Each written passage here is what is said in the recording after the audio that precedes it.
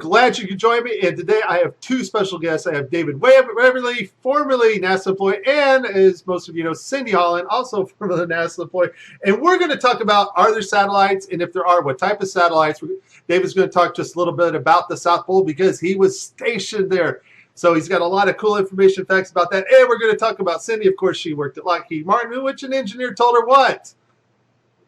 That the Earth is flat. The Earth is flat, straight from an engineer at Lockheed Martin. Now, if anybody knows if the Earth's flat, Lockheed would know. So, David, let's hear, what did you do for NASA? And tell us about your experiences. I know you work for Goddard Space Center. Tell us about your experiences at the South Pole. Yeah. Okay, so I actually wasn't at the South Pole because there isn't a South Pole. Oh, but, whoa. Is there something to walk on down there? I mean, well, first of all, Antarctica, regardless of whether you believe in a globe or a flat Earth with a encircled, encompassed Antarctica, Antarctica is a landmass covered with ice, a whole lot of ice. How far out did you get to go? How much ice is there? No, I was at McMurdo Station. Okay, so you're right on the edge, under just directly south of New Zealand, right? Everything is south. Well, yeah. Right? Yeah. Okay, yeah. So I was in McMurdo to put a data ingest system. Now, this was in my career at NASA when I believed we lived on the globe Earth. I bought all the science, all the space, the vast universe, and billions of stars. I bought into all that, just like most of us did at one point. And so I'm down there, and we put this system in to capture the data. And it's for polar orbiting spacecraft, so that because there's a big data hole in the Antarctic data set, a big hole. Are you talking about the map part, the part where Hollow Earthers say there's nothing there? Yes, any map that you would have seen of the Earth showed this huge gaping lack of data in the center of Antarctica. And I can tell you the reason why that is because there is no center in Antarctica. Antarctica is a ring, but I didn't know that then. So we go down there. Now, here's the thing, and I was about to tell you a little while ago, is I set this system up. Everything's functional. We were ingesting data. We're retransmitting it offline when there are no spacecraft orbiting over, quote unquote. And about 10 years later, I'm watching a YouTube video, and I'm looking at images on Google Earth of Antarctica. And there's a big gaping hole in the data set for Antarctica on Google Earth. And I'm like, now you got to understand, I personally went there to correct that. So I was kind of like a little weirded out. Like, why in the heck is there no data for this large area of Antarctica when I went down there to correct that? And this is here 10, 12 years later. So I called my old boss and said, hey, Mike, what's the deal? How come we don't have any data, any imagery over the center portion of Antarctica? And his answer to me, and I talked to my pastor about this even, because I was like freaking out about it, because it didn't make any sense. You think after 10 years they'd have some data, right? Dude, 12 years. 12 years, okay. Yeah, and we spent $500,000, which isn't a lot of money by NASA standards, but on this project to go down there, I didn't even want to go, to be honest. I was newly married to my wife. I didn't want to leave her for 5 minutes. You know what I'm talking about. So anyway, so I go down. I was lamenting the whole time, you guys. Anyway, so I call Mike and I say, what's the deal with this? And he says, well, Dave, they opted out. They didn't want our data. They got a pipe. They got a fiber optic network from McMurdo to Svalbard. Now, you got to understand, Svalbard is almost the total other side of the world, okay? It's one of the most north places on the quote-unquote planet, okay? Now, is this an undersea pipe from McMurdo that far? Yes. Fiber optic pipes under the ocean from McMurdo Station all the way to Svalbard. Now, even on a flat Earth map, it's freaking far, okay? So wait a minute. Supposedly we have satellites. We have all this great space technology. Yes. Why the heck do we need a fiber optic pipe But from listen, McMurdo? that's what I'm getting at. So he's telling me this, and this is what he's telling. And I'm going. Now I don't even think I believe that I knew about flat Earth yet. Then this is what was leading up to my going. Holy crap! We're deceived. So I'm on the phone with him, and he's retired at this point from NASA. I'm like, well, that doesn't make any sense. Why the hell? He said, well, they opted out to send the data to Svalbard. That's the Norwegians, okay? And that they would process the data and sell it back to us. What? I'm just saying. So I'm like, okay, this doesn't make any sense at all. Doesn't, Now remember, how many guys can you talk to that said, hey, I personally went down there and put it in a data retrieval system for polar orbiting spacecraft in Antarctica? You hear that every day, right? Wow. So it's important that everybody understand that you were there to map what's essentially still not there and still not mapped That's today. right. To fill out an area of data, a huge area that was not there. And it's still not. See, here's the thing. He says, well, yeah, they pipe it over the fiber optic network to Svalbard, and then they sell it back to us. Well, it's still a big gaping hole in the data. Hello. So 2017, we have yet to map a portion of one of our continents if the Earth is a globe, correct? And we supposedly, quote unquote, have continuously polar orbiting spacecraft. Guys, listen. There's a whole series of spacecraft that I worked on also, called EOS, Earth Observation Systems. And it was like 5 different spacecraft, and they each looked at different spectrum. One was for atmospheric qualities, another was Terra, anyway. They are all polar orbiters because the whole idea is that the Earth is spinning and these daggone satellites go around and they get a different swath of the world as the Earth spins underneath it. Right, strip data. Again, I'm speaking. Huh? That's called strip data, right? Yeah. And so, okay, and from a global perspective, that makes sense, right? Okay, so how come there's no data still from the southern part of Antarctica? Well, according to Rob Simmons, and he gave us Russia's, Japan's, and the U.S.'s image servers, the Titan, the MRR-8, and the Epic Discover are all pictures of models taken from ground-based cloud radar, and then they put the model together of Earth. All their image data is fake. It's not a picture of Earth from space. So we know that about those satellites because Rob Simmons, and that's the guy, in case you don't know, folks, it's Photoshop. It has to be. Well, it has to be Photoshop because there are no pictures of Earth. So we know for a fact those images are not from space. They're just images put together by a computer called MyDoll. And so now you're saying you were stationed in Antarctica. Your job was supposedly to map this missing big area. Because NASA, if they show a radar of the South Pole, you see this big gaping round circular hole there of no data of anything mapped. And so your job was to map this out. 12 years later, you come to find out that they mapped nothing. It's still the same today, right? Correct. Matter of fact, I did some research on my own work and looked it all up because they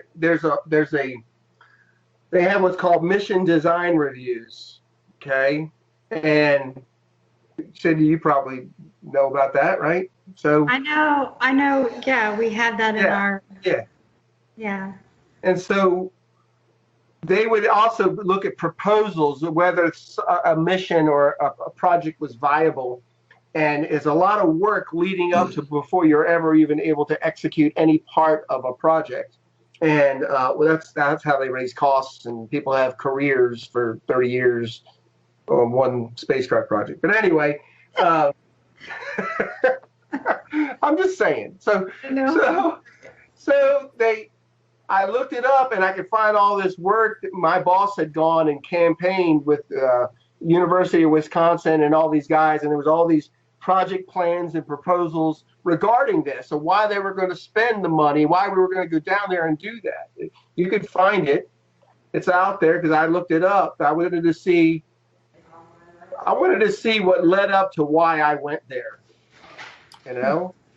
And basically, his answer does not give an answer because it doesn't make any sense. It's still, he didn't answer the fact that there's a big gaping hole in the data still. In other words, nothing mapped. That's what we call a gaping hole in the data. There's nothing there. There's a map of Antarctica on a globe Earth. I used to have a globe in here for joke purposes. On a globe Earth, anybody that looks at it, you show Antarctica. When you look, go to Google Earth, and if you zoom in, you'll notice that the lines from data scans, they converge at the middle and they become nothing. It's just white. There's no data. It's kind of filled in, kind of like the guy who made the Earth image, right? It's Photoshop. It has to be. All right, yeah. Awesome. Now, David, you, Cindy, and I, we were talking about actual, what we would call real satellites, not ones orbiting a ball, of course, but real satellites that actually resonate probably on a frequency perfectly in our magnetic field. They have found technologies, and Cindy, you know, you've heard of the TR3, the funny triangle-shaped spacecraft they got.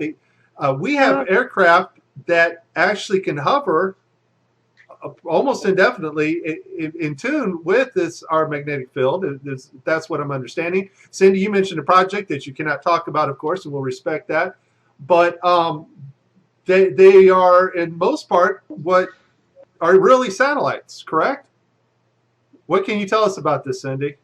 Well, I have not researched that particular aircraft myself, but I can tell you that the research that I've done shows us that the satellites that they claim are orbiting Earth are not orbiting Earth. There are not flying around the ball, kept in check by gravity by constantly falling and missing the curve, right? Correct. Okay.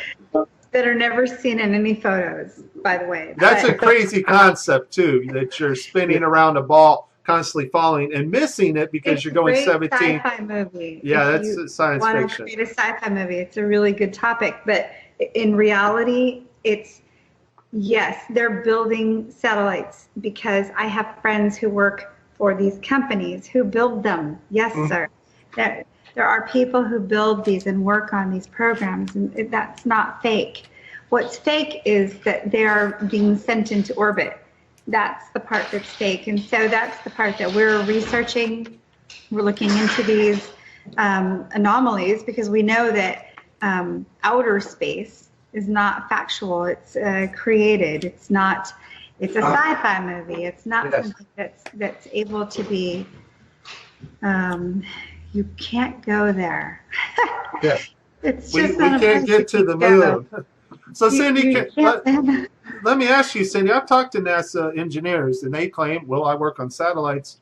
Are you saying that somebody who works at NASA could actually work on parts of the equipment that go on things that are actually going up in the air to hover, orbit Earth, or right along our magnetic field? Because David, you were talking about they find this sweet spot, a resonating frequency, that they have technology that they can stay up there as long as they stay in tune with Earth's magnetic field. Is it possible employees, Cindy, can build these things and they tell them it's an orbital satellite, but still be functional and be used for maybe one of these platform devices? It's hard to know what they would be used for because we're not in the know. And most of the people who work on these satellites are not in the know. There's no way they would have an idea of where they're being used or how their functionality actually works, but they are building them. I know I have a close friend I grew up with who works at Boeing, and when I first started posting that satellites were fake, she was very upset with me because she works to build satellites. Well, a lot of us work with people who build or work on satellites. I've worked for NASA, I've worked for the Air Force, I've worked for Lockheed Martin, I've worked for Raytheon, I've worked in other NASA contracting positions, and we're all doing something. We're all working on projects and programs. The problem is It's a need to know basis. Everything is need to know. You're told what you're told. You do your job. You come to work and you retire. And that's pretty much it. So most folks would never know that the hard work that they're doing is not what they think it is. Can I interject on that? Yeah. That idea? Yes. Okay. When I was at Goddard, there's this environment of, it's a wonderful, almost utopian ideal where you're all doing this great work for the betterment of mankind, and you almost believe this. You really do. And a lot of us at Goddard, it wasn't just a job, it's what we did. I mean, you could sleep there and shower there and shop there. They had a shop, and so they create this environment that's conducive to, nobody starts going, oh, they're keeping secrets from us. I mean, that's so. Anyone listening to this should not think like the people they're kept under a ball and chain, and it's such an utterly amazing work environment that you never stop to think, we're doing something bad. Right. I mean, you're it's a given. You're doing this wonderful work, and everybody's doing their little portion, and then they launch a spacecraft. Ooh, cool. You know. And what he's saying is exactly right. The environment is happy, proactive. They teach you, they train you. Everybody's friendly. I mean, for the most part, I was with NASA for 4 years, from 1996 to 2000. My time with NASA was my first actual career position outside of college. I was terrified, but I was so excited. And to meet all those people and to think back to the folks that I've worked with, amazing people. None of us know the truth. That's what it is. Nobody knows unless you're in the top. I don't know. Probably. Even the top at NASA, they probably don't know. It's all obscured by fervor and excitement and ideals that most of us were taught since kindergarten. Right. Yeah. If you think about the movies that have come out and the way that it affects the mind, so sci-fi movies, rockets, there's a movie called The Knowing, and they put together a thing, what do you call it? It goes into the ground. It's the, I can't think of the title of it, but it's all the kids from 50 years prior drew pictures of what time capsule. Thank you, time capsule. Yeah. They put in pictures of what they thought, and I thought it was funny that they drew rockets. Who would have thought 50 years prior of rockets unless it was put into our media? I've been watching this movie a lot lately because I pick apart movies for as I try to figure out what they're doing next. And so I pick apart Hollywood movies, but The Knowing is a good one because it kind of shows you the direction that they're taking. They're using specific agendas, space absolutely, the globe absolutely, evolution is huge, and so they're taking these things that we've been taught since kindergarten, and they're manipulating people to believe, and these are psychopaths. They don't have guilt. They do not have feelings. Correct. They're able to teach these things in schools and in college and all the way up to people who are PhDs. And they know they're false. They know they're fake. There's no proof. It's all theory. But they can do this because it's an agenda, and it goes with their agenda. So, can I add to that? Yes. Okay, this is a scriptural ideal, guys, is that God says that he will do nothing. Will I do nothing without first telling my servants, the prophets? Mm. Satan, or Lucifer, or whatever name you want to give him, the serpent, he has these aspirations to be like the Most High. So he also has his servants, the prophets. We call them the media. And so they tell us what they're doing through movies, through media, like you're saying, Cindy. So they're laying their game plan or their intent in a whole lot of movies like that. Yeah. You know, guys, when we talked with Rob Simon, he's very honest. He gave us Russia's, Japan's FTP servers, all their model of Earth that they used to superimpose the images on to make it look like they're taken from outer space. Totally straight up honest about what map projections you use, and he gave us that website and how to configure the map that they use for different projections and things. When you talk to other NASA certain employees in certain departments, they straight up tell you, oh no, it's not this and this, and so none of it leads to outer space or living on a spinning ball and traveling 483,000 miles an hour. What it tells me though is that it seems like there's a separation between the people doing the work at NASA and a media conglomerate or a other type of government that does the faking part, the part where they take you in on the ISS and fake, weightlessness through the HoloLens technology JPL is working with right now, or telemetrics that they've contracted, and that allows them to bring in actors from any place over the world and put them on the same set. It's almost like, but it almost seems like there's this other type of government thing going on that's sort of separate from NASA. It's like NASA has another division that we would call liars and deceivers, part of NASA. And then we have the people that actually do real work and real technology for NASA. That's what it's looking like. What are you guys' thoughts on that? Okay, so when I was at Dryden, and it's not called Dryden Flight Research Center anymore, they did change the name not too long ago. I don't know what the new name is, but when I worked there from 1996 to 2000, we had to go through Y2K. And because I was an IT support person, I know exactly how many computers there were. I'm going to give you a basis. It was 2,500 computers that I had to fix prior to Y2K, which is, everybody remembers Y2K. If you don't. So I can tell you we had approximately 2,500 computers, which equates to approximately 2,500 folks. If I had to guess, based on my experience in those 4 years, as a truther now, and I became very awake in 2009 to most truths, and I became aware of flat Earth in May of 2016. So I have many years as an awake person. When I go back and I think about the photographers who were in the office next to me, who came out of the building and said they couldn't believe people believed in the fake moon landings. That was in 1997, 98. I don't remember the exact date. I just remember it happening.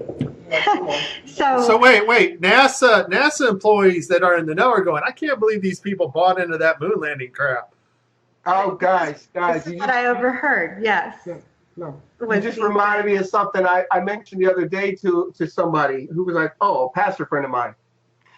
At Goddard, we had a digitization project in the education office. A guy named Dr. Bob Gabrice was the head of education at NASA Goddard.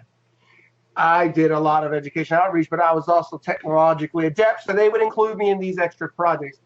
We were going to digitize all the lunar lander and all of the Apollo mission stuff they had in archive, and it was missing. It was gone. Oh, boy. Okay? and I remember, but here's the thing.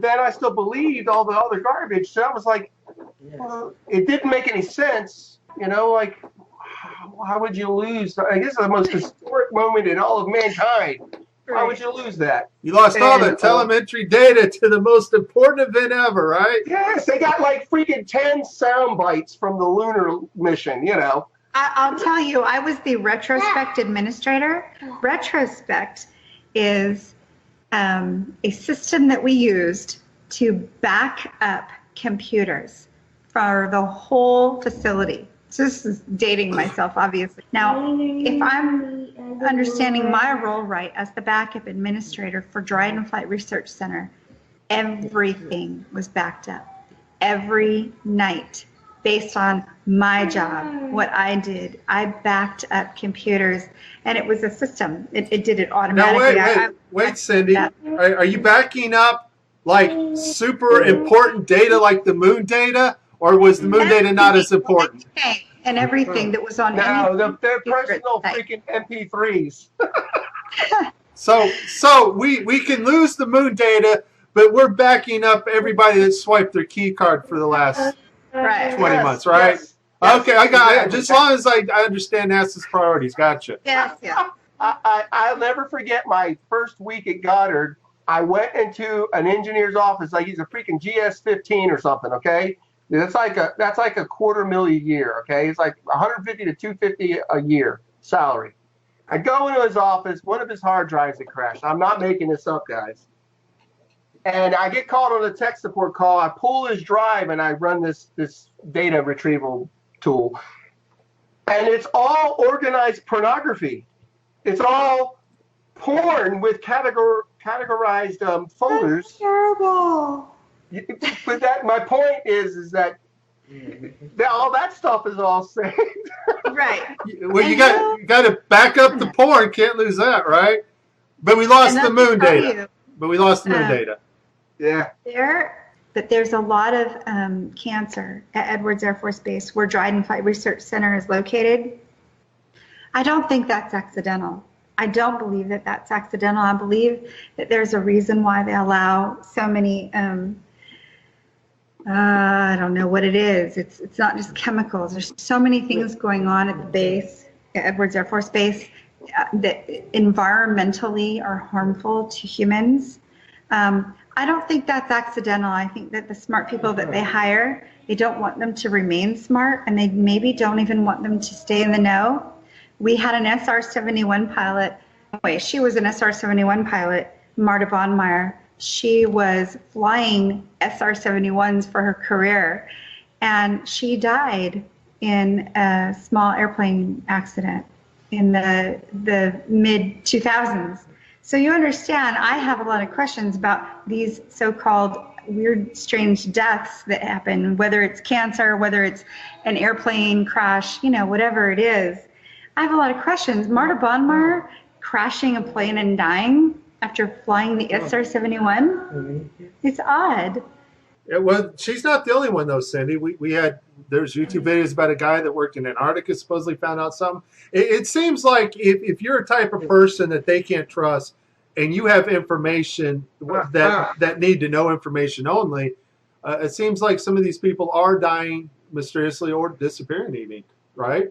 Or they're having mental issues that cause them to have to take or to be prescribed, not have to take, but Correct. Be prescribed drugs that alter their mind to the point that they're practically useless. Correct. Yeah, that's a good setup, right?